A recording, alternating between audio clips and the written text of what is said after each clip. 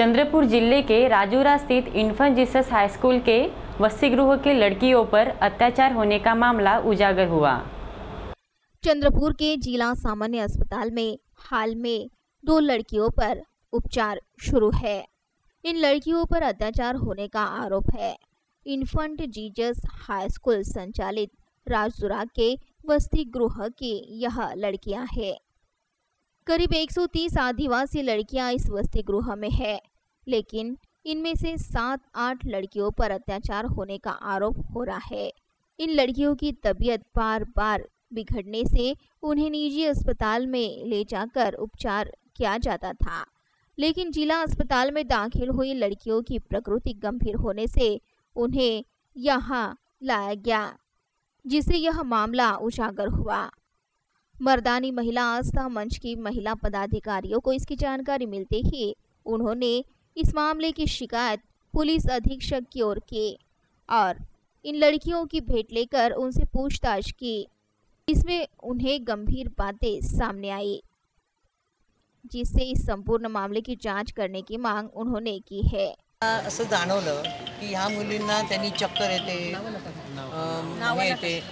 चक्कर येत आहे बा म्हणून ॲडमिट केलं आणि सिकल सेल आहे बा त्याच्यामुळे असं होते असं म्हटलं। पण जेव्हा डॉक्टरने तपासलं तेव्हा त्यांना थोडा डाऊट आले आणि तो डाऊट त्यांना आला तसा आम्हाला आला। त्याचं कारण असं की 6 मुलींना याच्या अगोदर त्यांनी राजुराच्या दवाखान्यामध्ये ॲडमिट केलं, खाजगी दवाखान्यात। वास्तविक पाहता सरकारी दवाखान्यात त्यांनी ॲडमिट करायला पाहिजे 6 मुलींना आणि त्यांना डिस्चार्ज पण दिला आणि ह्या 2 मुली मला असं वाटते जास्तीच्या आजारी असल्यामुळे त्यांना इथे आणलं। परंतु एक जण असं सहज बोलून गेला की बा 18 मुलींवर हा प्रकार झाला। आता त्या शाळेमध्ये नुसत्याच मुली नाही आहे, मुलं आणि मुली आहे।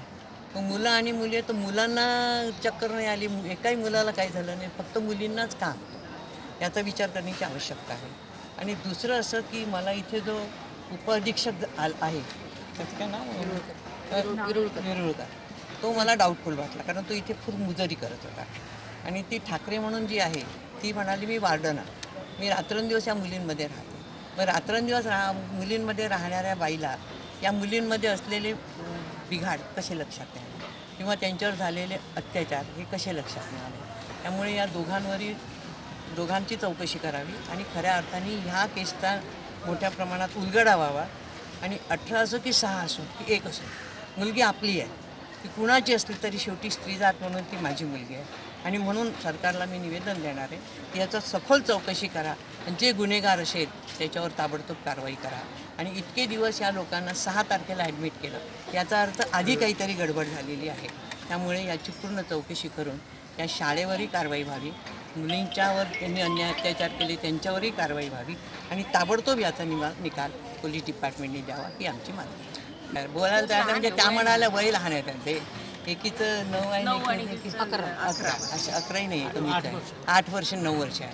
आणि त्या मुलींना एवढंच माहिती आहे की त्यांना चक्कर येते, म्हणजे याचा अर्थ असा आहे की त्यांना गुंगीचं औषध देऊन त्यांच्यावर अत्याचार झालेले आहेत आणि गुंगीचं औषध दिल्यामुळे त्यांना काही आठवत नाही। ते तर मग सांगू, कारण आहे अन्याय झाला आहे मुलींवर एवढं नाही, तेच आता चौकशीमध्ये येईल।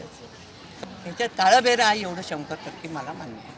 काल कळलं की काही मुलींना राजुराच्या हॉस्पिटलमध्ये ॲडमिट केलं होतं आणि त्याच्यानंतर 2 जणींची प्रकृती ही अतिशय गंभीर असल्यामुळे त्यांना आपल्या या सिव्हिल हॉस्पिटलमध्ये ॲडमिट केलं आहे।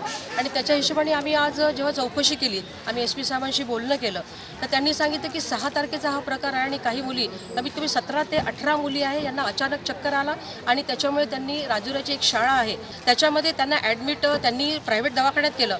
त्याच्यातल्या 7-8 मुलींना त्यांनी तिथेच उपचार करून सोडून दिलं, पण 2 मुली गुंगीमधून निघत नव्हत्या, बेशुद्ध अवस्थेत होत्या, त्याच्यामुळे इथे सरकारी दवाखान्यामध्ये त्यांना ॲडमिट केलं असं कळलं। म्हणून आम्ही प्रथम आदरणीय शोभाताई फडणवीसजी, आदरणीय रजनीताई हजारेजी, आमच्या सर्व मर्दानी आस्था मंचच्या आम्ही सगळ्या महिला या ठिकाणी अधीक्षक साहेबांना भेटलो आणि त्यांना विचारले की काय प्रकार आहे, तर त्यांनी कबूल केलं की 17 ते 18 मुलींना ॲडमिट केलं होतं, काही मुलींना सुटी दिली, पण या 2 मुली थोड्याशा गंभीर असल्यामुळे यांना या ठिकाणी मेडिकल आपल्या हॉस्पिटलमध्ये आणलं आणि डॉक्टरांना थोडा डाऊट आला या मुलींबद्दल की या मुली बेशुद्ध अवस्थेत का बरं आहे, या का बरं उठून नाही राहिल्या आहे। आणि त्याच्यानंतर त्यांनी जेव्हा मेडिकल केलं तेव्हा त्यांना डाऊट आहे की या मुलींवर अत्याचार झालेला आहे आणि आश्रमशाळेच्या माध्यमातूनच हा अत्याचार झालेला आहे. म्हणून आम्ही सगळेजणी या ठिकाणी येऊन मागणी करतोय, शासनाला आम्ही मागणी करणार आहे. आम्ही कलेक्टर साहेबांना आणि SP साहेबांना मागणी करतोय की या प्रकरणाची सखोल चौकशी झाली पाहिजे. या मुलींवर, आदिवासी मुली आहेत सगळ्या, या आदिवासी समाजाला मी मागणी करते की आपणही पेटून उठायला पाहिजे. आपल्या मुलींवर अत्याचार झालेला आहे तर या मुलींना न्याय मिळाला पाहिजे आणि या प्रकरणाची सखोल चौकशी झाली पाहिजे. कुठलाही दबावाला, कुठल्याही आमिषाला कोणीही बळी पडून न पडता याची चांगली गंभीरतेनं दखल घ्यावी आणि चांगला योग्य तपास लावावा आणि जे काही आरोपी असतील ज्यांनी गुन्हा केला त्यांना चांगली शिक्षा मिळावी याच्याकरता आम्ही आता पाठीमागे लागले. घेतली तेव्हा असं कळलं की महाशिवरात्री जेव्हा झाली तेव्हा सुद्धा या मुली गुंगीमध्ये होत्या, तेव्हा सुद्धा यांना हॉस्पिटलमध्ये नेलेलं होतं आणि नंतर त्या मला वाटते गुंगीचं औषध कमी झालं त्याच्यामुळे त्यानंतर ठीक झाल्या, त्या त्यांना वापस केलं. पण आताही होळीच्या दिवशी सुद्धा हाच प्रकार घडला आणि नंतरही हाच प्रकार घडला.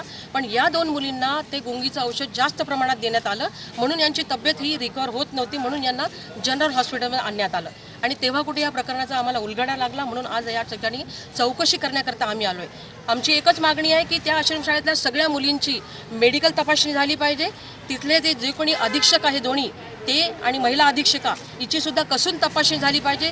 ज्याची कुणाची ती आश्रमशाळा आहे त्याचीही कसून तपासणी झाली पाहिजे आणि या स्त्री जातीला न्याय मिळाला पाहिजे ही आमची मागणी. इन्फेंट जीसस हाई स्कूल यह कॉन्वेंट राजूरा कांग्रेस नेता और पूर्व विधायक सुभाष धोटे इनका है। हाल में वह इसके अध्यक्ष है, जिसे इस मामले को गंभीर रूप मिला है। सूत्रों ने दिए जानकारी के मुताबिक और शोभाताई फडणवीस ने बताए मुताबिक इन लड़कियों को बेहोशी की दवाई देकर उन पर अत्याचार किया जाता था, जिससे बेहोशी की हालत में हुए अत्याचार के बारे में इन लड़कियों को कुछ पता नहीं। अत्याचार किसने किया यह भी उन्हें नहीं पता, जिससे पुलिस के सामने एक बड़ा आह्वान आ खड़ा हुआ है। मर्दानी महिला आस्था मंच ने शिकायत देते ही मामले की गंभीरता को ध्यान में लेकर पुलिस अधीक्षक ने स्कूल को भेंट देकर जांच की।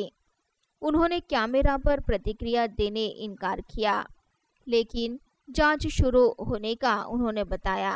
दूसरी ओर स्कूल संचालक ने इस मामले में पुलिस को सहकार्य करने का बताया। इंग्लिश पब्लिक हायस्कूल जी नामांकित शाळा आहे आणि शासनाच्या धोरणानुसार आदिवासी हॉस्टेल आणि आदिवासी मुले आमच्या शाळेमध्ये शिकत आहे। मागच्या महिन्यामध्ये काही मुलींची तब्येत खराब वगैरे अचानक त्यांना चक्कर येणे, भोवळ येणे हा प्रकार सुरू होता। आम्ही दवाखान्यामध्ये नेहमी नेत होतो। हा जो प्रकार समोर आला याच्यामध्ये आमचे जे कोणी कर्मचारी आहे त्यांच्या राजुरात त्यांनी दाखवलं, नंतर चंद्रपूरला दाखवलं। हा आरोप कसा होता याच्याबद्दल आम्हाला माहीत नाही, परंतु याच्यामध्ये जो कोणी म्हणजे दोषी तर असणारच नाही असं वाटते, परंतु जे काही कारवाई असेल ती पोलीस अधिकाऱ्यांनी किंवा ज्या कोणत्या संस्थेकडून करायची त्यांनी तपास करावा, त्यामध्ये आम्ही सहकार्य करण्यास तयार आहोत। इस स्कूल के 2 लड़कियों पर अत्याचार की बात सामने आई है। इससे भी ज्यादा लड़कियों पर अत्याचार होने की संभावना व्यक्त हो रही है।